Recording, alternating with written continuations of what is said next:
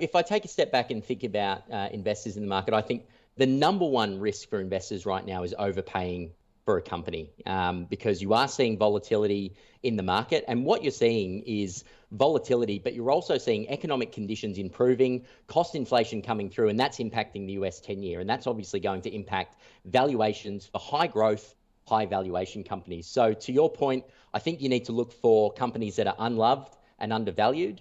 And two companies that I've identified as unloved and undervalued in the Aussie market are Lendlease and Crown.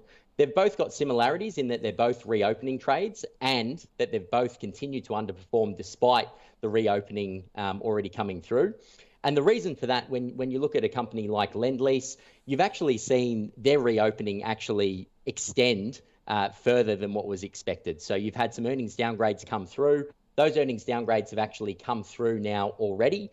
And what you're going to see moving forward is that as they start to go through this development pipeline that they've got, go through and you see construction activity starting to ramp up. They've got a $110 billion development pipeline. As that starts to ramp up, you'll see that come through the earnings. And then over the medium term, what you're going to see is the earnings profile of the business flip from just being development and construction and moving more towards a recurring style revenue model with the asset management business there. So asset management's around 30% of their revenue and earnings today. We expect it to move forward to be around 50% moving forward.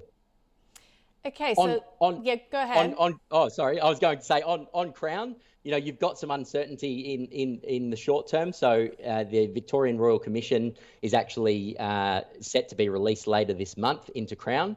That's obviously weighing on the share price, but moving forward, we've seen 100% of the board be completely replaced. And we think that'll be an opportunity, a positive governance opportunity for that company to revalue over the medium term as that uncertainty is taken off the table.